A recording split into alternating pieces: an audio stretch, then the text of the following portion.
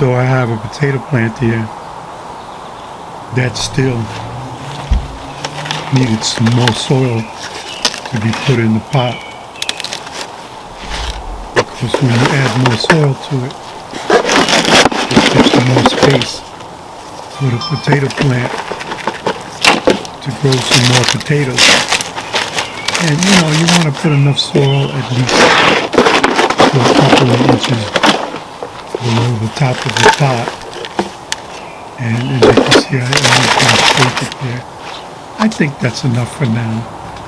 And then afterwards, I would water it.